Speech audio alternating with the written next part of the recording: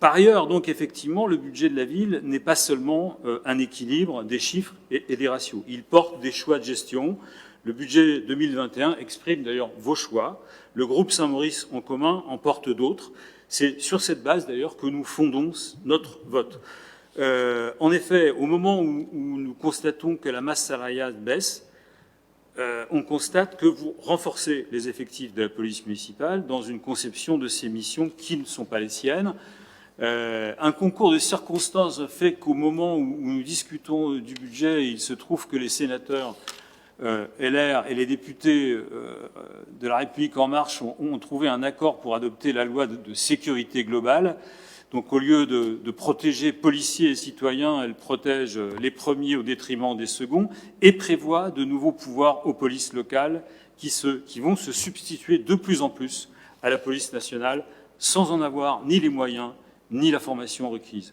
Alors je réitère donc le choix que nous formulions lors du DOB. Nous prononçons effectivement, nous assumons pour une décroissance des effectifs de la police municipale parce que nous fondons la sécurité des Mauriciens d'abord sur la présence privilégiée de la police nationale, mais surtout par un renforcement de la présence des services publics municipaux et notamment dans les quartiers. Dans une période sanitaire, dans une période de crise sanitaire, les habitants ont plus besoin de sécurité sociale que de sécurité globale.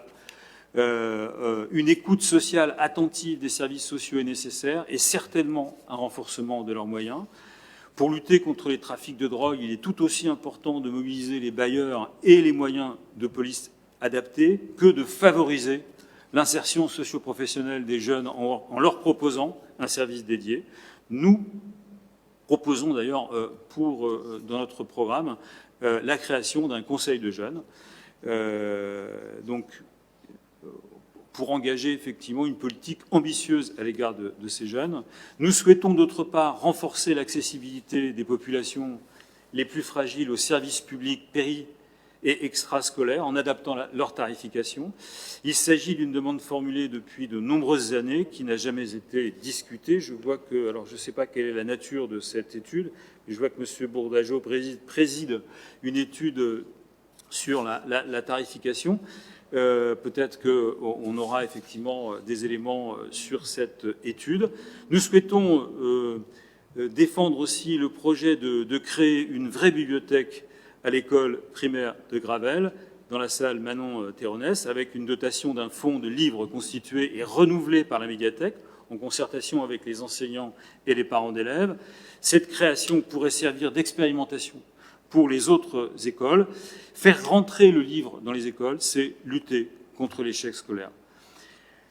La contribution du groupe Saint-Maurice en commun pour le bulletin d'avril porte sur la création d'une maison des associations. La vie associative est capitale pour la vie sociale de la commune. Elle est aussi émancipatrice. Voilà pour l'essentiel pour notre projet de ville sur le budget de fonctionnement. Pour ce qui concerne l'investissement, bien sûr, nous approuvons les investissements proposés au budget 2021 sur la piscine de Charenton, sur la réhabilitation du COSEC et les travaux de la crèche de la Croix, importants notamment pour la qualité de l'air.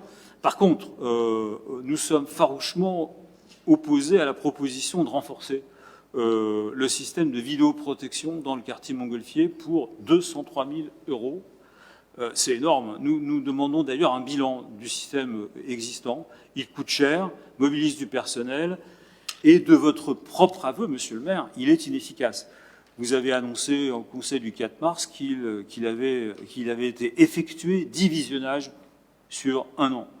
Alors je mesure effectivement, nous mesurons ces 203 000 € à l'échelle des exigences de travaux dans les écoles ou sur la voirie, à la création de véritables bibliothèques. On pourrait acheter beaucoup de livres avec 203 000 €, ou à l'acquisition, par exemple, d'ordinateurs pour les écoles. Voilà. Sur le développement durable, j'ai bien noté qu'il y a eu un effort, effectivement, sur l'éclairage public et sur les véhicules électriques. Je réitère aussi notre proposition d'une étude thermique sur l'ensemble des bâtiments communaux pour leur isolation, avec l'engagement d'un plan prévisionnel des investissements. La rénovation des chaudières, je vois qu'il y a un projet ambitieux de rénovation des chaudières, de 11 chaudières. C'est important, mais ce n'est pas suffisant pour la transition énergétique. Il faut effectivement procéder, autant que faire se peut, à l'isolation du patrimoine. Voilà. Corollairement, d'ailleurs, c'est une proposition qui est plus liée au fonctionnement, nous proposons la création d'une permanence énergie afin de conseiller les copropriétaires et les propriétaires bailleurs sur les aides dont ils pourraient bénéficier pour l'isolation de leurs immeubles. Nous avons effectivement beaucoup de bâtiments anciens. Enfin, nous nous réjouissons de la réapparition du cinéma Le Capitole. En ces temps de confinement où la vie culturelle est éteinte, nous serons attentifs donc, à la mission confiée à l'assistance à maîtrise d'ouvrage. Nous pensons que le cahier des charges doit être présenté, en tous les cas, sa logique. Il ne s'agit pas de transformer le comité de suivi en exécutif, mais au comité de suivi désigné dans le précédent mandat, qui, à mon avis, qu'il faut faire revivre, notamment avec les nouveaux élus, et en liaison avec l'association le Capitole, pour que, effectivement, encourager la participation citoyenne sur cet équipement majeur pour l'avenir culturel de la commune. Voilà, Monsieur le maire, notre avis sur le budget primitif 2021 et les raisons pour lesquelles nous voterons contre.